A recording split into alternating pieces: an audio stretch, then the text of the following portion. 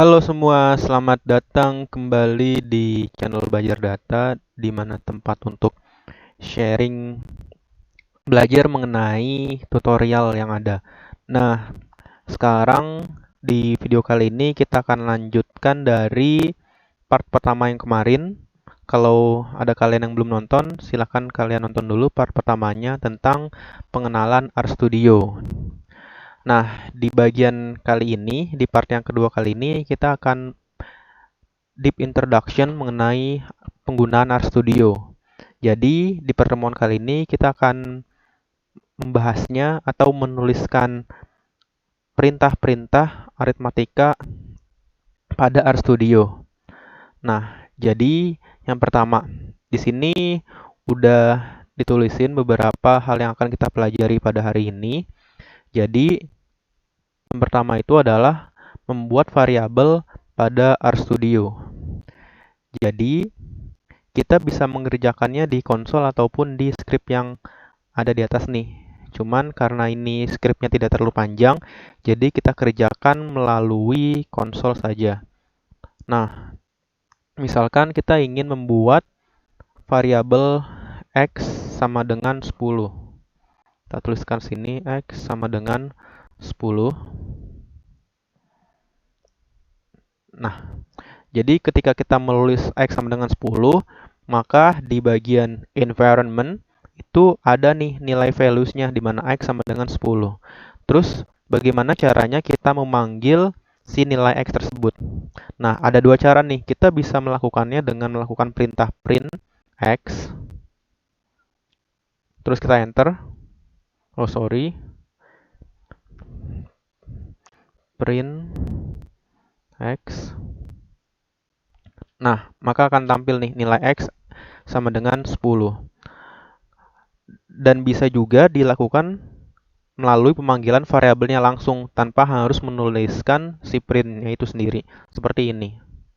Nah, kan langsung nih x sama dengan 10. Nah, terus gimana nih kalau misalkan kita salah memanggil variabel, misalkan dipanggil x besar. Nah, maka akan ada tulisan error object x not found karena yang kita definisikan pertama adalah x kecil.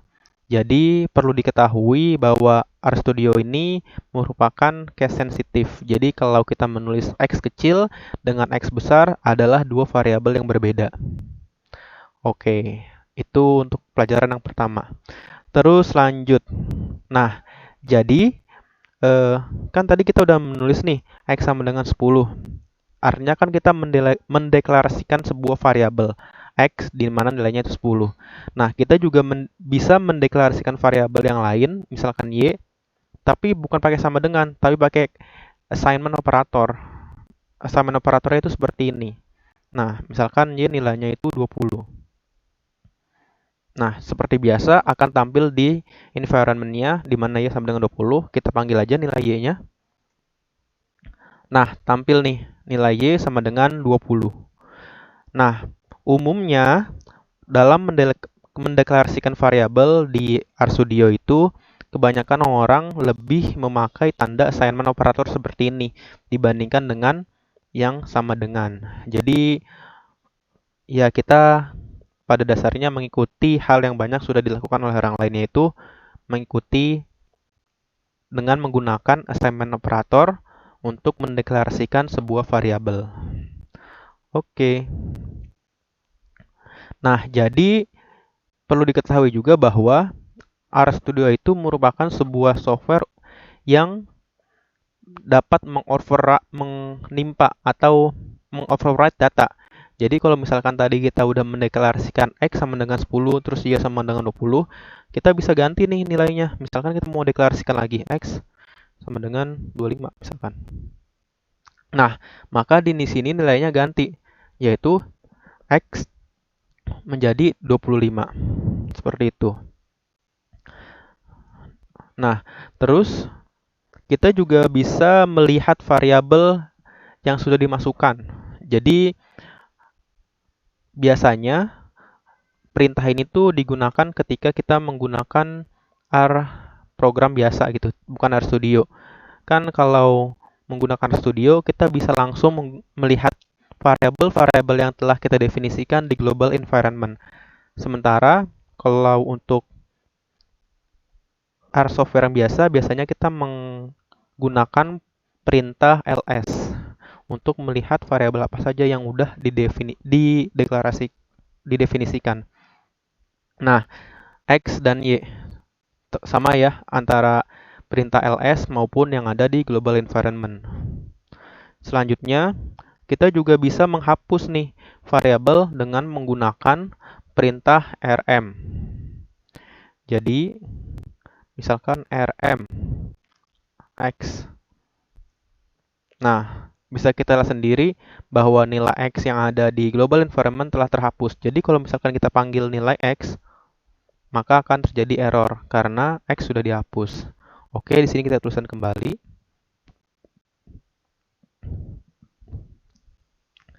Nah, jadi dalam penulisan variabel itu sendiri juga memiliki aturan, yaitu tidak bisa didahului oleh angka ataupun karakter yang lain. Jadi kalau misalkan kita mau mendeklarasikan variabel misalkan 1x 1. Nah, itu akan terjadi error gitu. Karena tidak bisa didahului oleh angka. Jadi kalau mau kita bisa menuliskannya x1 misalkan 100. Itu baru bisa, atau x underscore 1 misalkan 15, atau x dot 1 15, itu bisa. Jadi kalau angkanya di depan itu tidak bisa, akan terjadi error. Nah, selanjutnya tadi kan kita udah membahas mengenai mendeklarasikan variabel dengan menggunakan angka. Lantas bagaimana caranya kita bisa menulis selain angka gitu?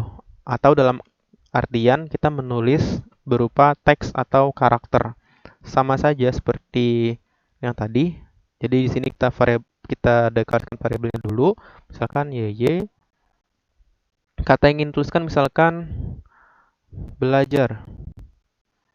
Nah, jadi kita bisa mendeklarasikannya dengan menggunakan tanda kutip 2 untuk mendefinisikan bahwa itu adalah fungsi dari karakter. Nah, akan tampil di sini belajar. Terus kita juga bisa menggunakan tanda petik 2 ataupun tanda petik 1. Biasanya itu sesuai dengan selera. Misalkan belajar data.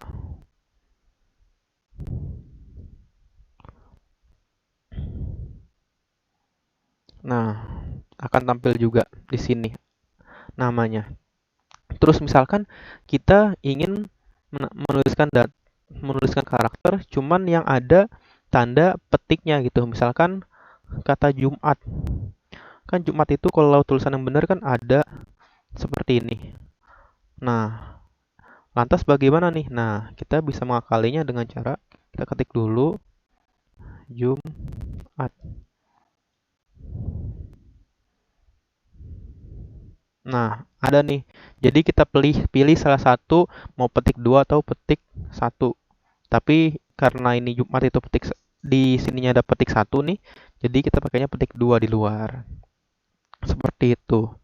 Terus kalau misalkan kita mau nulis angka tapi bukan sebagai angka, melainkan sebagai karakter, itu bisa juga. Jadi kita tinggal tambahkan tanda petik aja, misalkan 1000. Nah, maka 1000-nya ini akan diproses sebagai karakter dan bukan angka. Seperti itu. Nah, selain itu juga, pada jendela konsol ini kita bisa melakukan operasi aritmatika dasar. Jadi, sebenarnya si konsolnya ini itu sama aja kayak kalkulator gitulah. Kayak kalkulator gitu. Jadi misalkan kita langsung nih, kita mau menuliskan operasi aritmatika, misalkan 100 ditambah 5. Maka langsung ada penjumlahannya. Terus 100 kurang 5. Langsung dia penjumlahan. Misalkan 9 dikali 10. Terus 9 pangkat 2. 9 pangkat 1 maksudnya. 9 atau juga bisa seperti ini. Penulisan pangkat 81. Dan beberapa operasi aritmatika lainnya. Jadi untuk operasi-operasi dasar tambah kurang kali bagi itu bisa langsung. Terus juga misalkan kalian mau mencari nilai akar dari 100, nah 10, dan banyak operasi-operasi aritmatika yang bisa kalian gunakan di sini. Atau kalau misalkan kalian mau lebih jauhnya lagi, kalian bisa cari di internet mengenai operasi aritmatika yang bisa dilakukan oleh software R. Nah, terus kita juga bisa mengoperasikan dengan memanggil variabel yang telah kita buat. Jadi kan tadi kita udah punya beberapa variabel nih, ada X, ada Y. Nah, kita bisa nih memanggil variabelnya kembali. Misalkan X ditambah Y. Nah, X-nya 25, Y-nya itu 20, maka dijumlah jadi 45. Terus X misalkan kurang Y, 5. Atau X kali Y, seperti itu. Atau X kuadrat.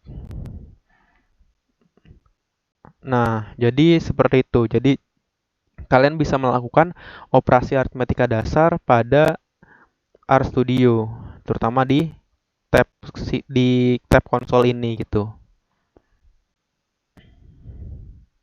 Nah, terus juga misalkan nih kalian mau nulis akar dari 100. Nah, tapi kalian lupa enter nih. Kan harusnya nih ada enter ya.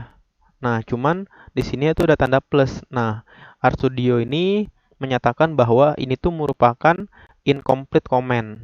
Jadi misalkan kalian menulis kayak gini dan ada tanda plusnya, bahwa komen tersebut tidak lengkap. Jadi harus diselesaikan gitu. Perintah tersebut tuh belum selesai, maka harus diselesaikan. Maka tinggal tutup kurung aja. Maka langsung terdapat nilainya, yaitu 10. Dan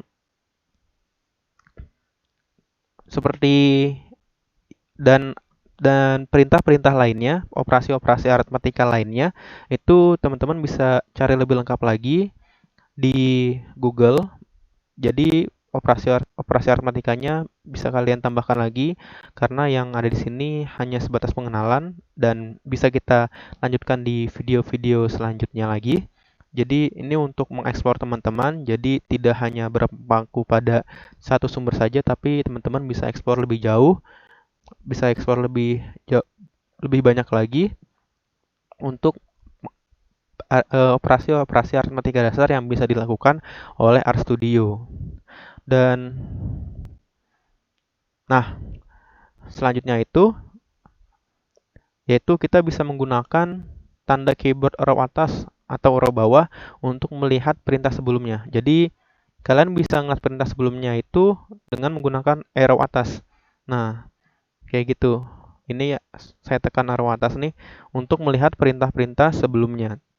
Atau perintah-perintah setelahnya menggunakan arrow bagian bawah.